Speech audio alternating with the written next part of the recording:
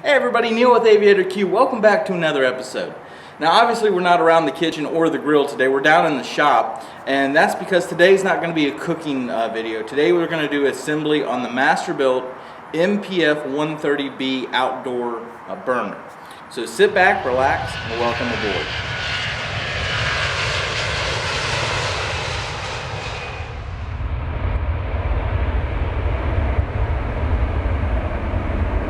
So guys, if you're new to this channel is all about grilling, smoking, and barbecuing.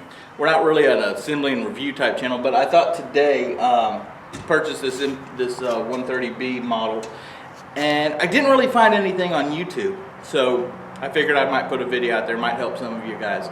So if you're just here just for this, welcome to the channel.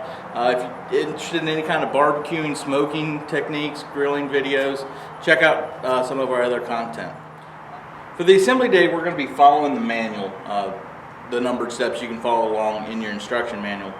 Just going to be going through a little bit more detail, some of the things that threw me off with the pictures versus the actual build.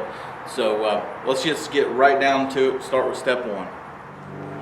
Alright, so the tools needed for this assembly job, you're going to need one Phillips screwdriver, and you're going to need one 10mm wrench. In the video you'll see me using this. This is just a ratcheting screw gun, so I don't have to like let go of the screwdriver, but it's still just a simple screwdriver.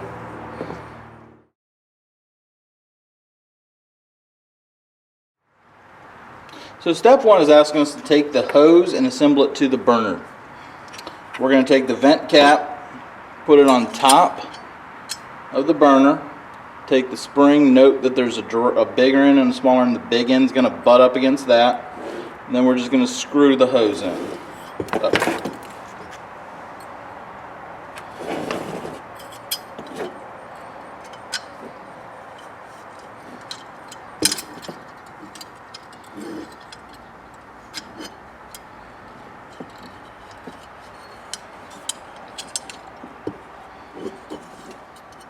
Once you have it threaded right, it's easier to just grab the back of it and pinch and spin the big unit. Alright guys, I lied. You're going to need one more tool. Probably just a crescent wrench. I'm not sure what size. I'm in the middle of getting new shop storage, so all my tools are kind of, I'm just going to grab it. Just a pair of vice grips and kind of help secure that in. And there's step one.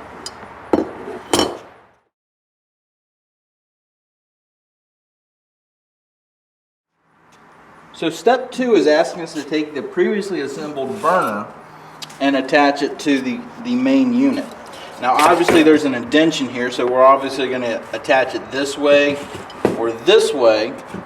But what the instructions don't tell you is if you look ahead, there's a leg post directly across.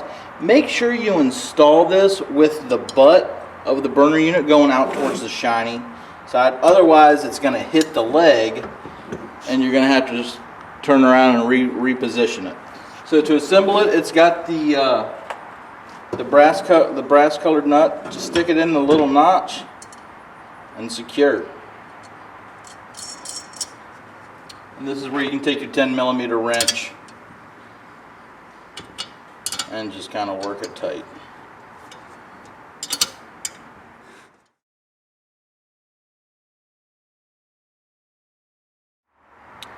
Step three is asking us to assemble the legs. The legs are going to go on with the larger portion. That's going to be the part that contacts the ground. They hook to the outside of the burner unit, and the screws go in. So the Phillips head will be pointing out.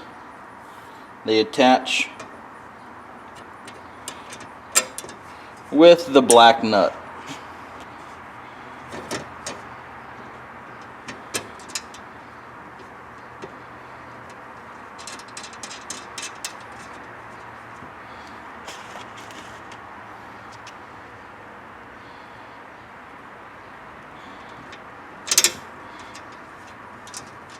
Now guys, the one key to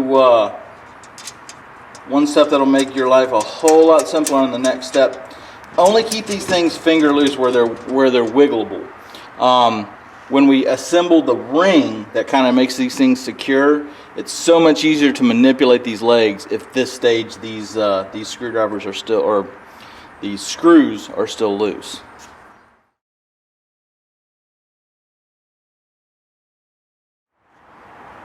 In step 4, we're asked to secure the stand ring to the legs. Now the picture just simply says it goes down on top. My thought process is I'm going to make this go on the back side, so like the hook of the leg here is going to be wrap around. If you think about weight being pressed down on it, it's going to press those legs out. I want the ring to kind of help hold those legs. And this is why if we have loose legs, we can kind of manipulate these a little bit and secure them.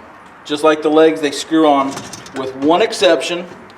Note the direction that you put the butt of the screw. Now, on the lower part of the leg, the screw head was on the outside.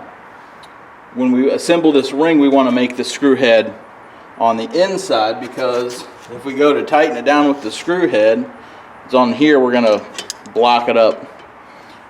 So just make sure the butt of the screw is on the inside this time.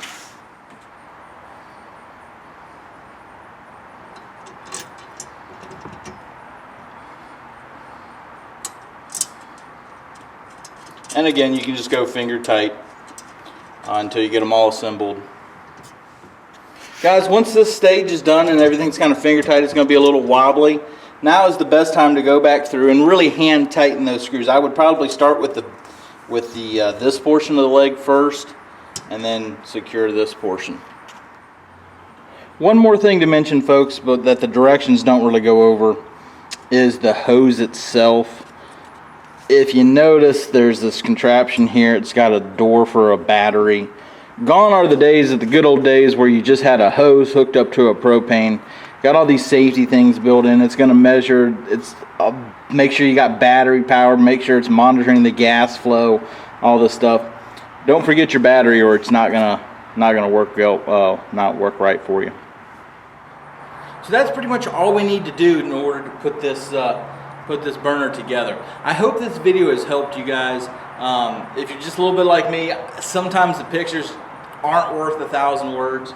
But hopefully this video will save you some time and tricks and just help you kind of figure out little nitpicky things of the assembly. Like I said, if you are new to the channel, this is mainly a grilling and smoking channel. We'll be doing some cooks with this later on.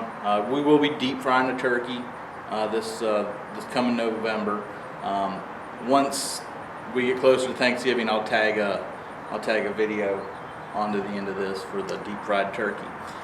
If you're interested in any other grilling things, be sure to check out all of our other videos, and we'll see you on the next episode of Aviator Q. See you.